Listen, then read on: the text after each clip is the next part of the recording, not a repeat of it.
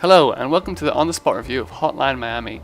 I'm playing on PC, but it's available for PlayStation 3 and 4, Linux and OS X. I'm playing on Windows obviously, and even on PlayStation Vita.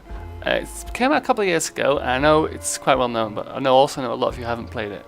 And so now's a good time to review it, since the sequel is probably going to turn up pretty soon.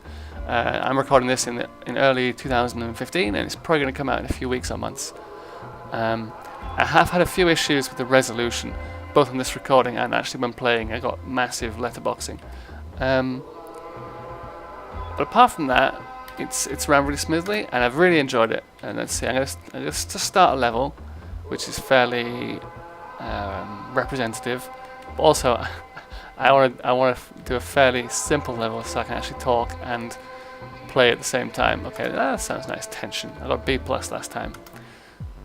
So, as you can see, it has a very obvious 80s, late 80s psychedelic aesthetic, for those of you who care about that kind of thing, and it also has a fairly strong narrative. So each level starts with this guy, you're the protagonist that I'm controlling here, getting a mysterious answer message asking him to take care of the VIPs or pick up the package, or something ambiguous like that, which always ends up me murdering a bunch of people. And so as you can see, we're top down. It's sort of pixel art nonsense, if you like that kind of thing. And I think it was made in Game Maker Studio, that sort of framework. The best way to explain this game is I'm just going to show you what happens. Uh-oh, I got a scene, now I'm dead. If I just walk forward, hello, oh, I'm dead. One hit and you're dead. Maybe I can punch that guy, nice. But then what about this? Ah, I'm dead. Press R to restart the game. So there's very, very little cost to failure, which means you have to experiment with very fast reaction, top-down, ultra-violence action. So, for example, maybe I can go in and punch that guy in the head, grab his bat, kick his fucking... Oh shit, there's a dog. Jesus. Kill the dog with a bat. Oh, I got stabbed by that guy. As you can see, I'm getting pretty fast, pressing R to restart. Right, I'll try and punch both those cunts this time. Yes. Right, kick his head in. Get the knife, slash that cunt. Nice, nice. Now it's a dog now, so let's pick up his rifle, whatever this is. I'll nail this guy. That'll make a lot of noise. Everyone who comes through here gets smoked. Lock on around the corner.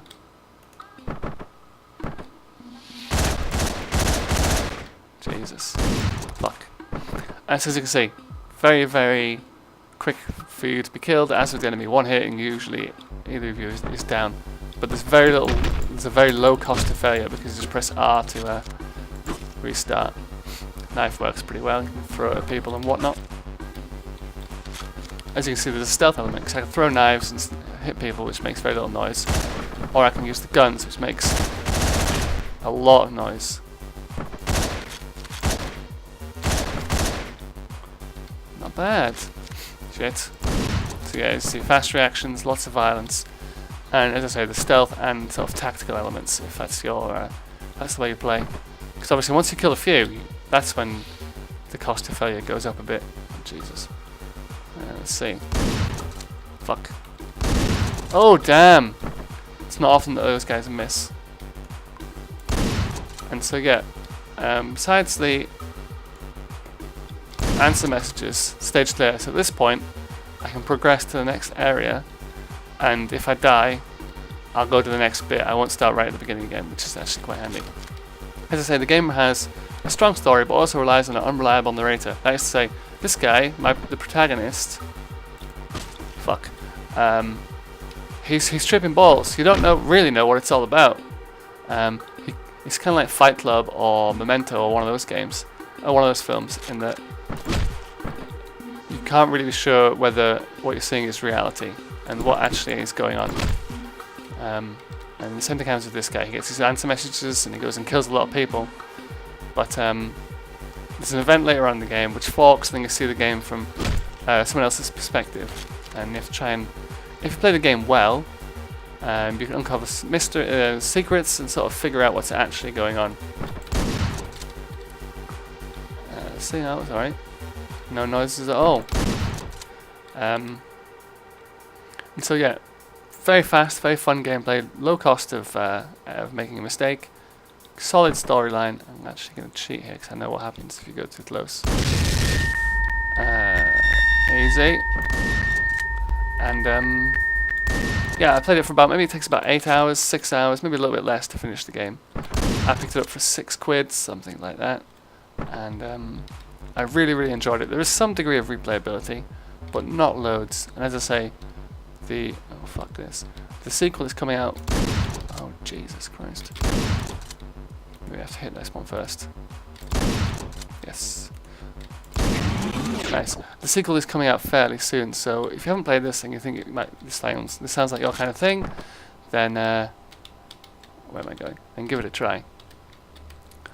As I say, it doesn't really remind me of much else that I've played in the past, so thank you for watching. I hope you found that informative, and as always, good hunting. Cheers.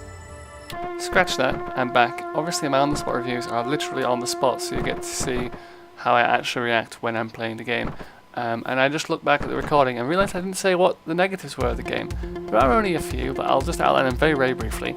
Number one, as you can see, the settings. I had trouble with resolution, and aren't quite as many options as I would like. Obviously this is just a two-person studio, and it's made in Game Maker, so I understand. But if you are paying for the game, you expect a bit of quality, and some of the resolution settings were a bit fucked up. And I did have a few issues running it. But again, there are patches out there. They even offer to patch pirated versions, so these guys do deserve our support. Secondly, the only other thing I'd like to point out is, as I say, there's a low cost of failure, and it encourages experimentation in terms of how to pass the levels and get to the end. And sometimes that is stymied or affected or negatively influenced because there's too much randomness, system is stuck as this thing. You'll do the same thing 2 or 3 times, and the enemy will be in a different place, or they'll behave differently, or sometimes they'll have a gun, sometimes they won't, and that sometimes makes experimentation a little bit more tricky than I would like. But apart from those very 2 small caveats, I would still recommend the game, and as I said previously, thank you for watching and good hunting out there.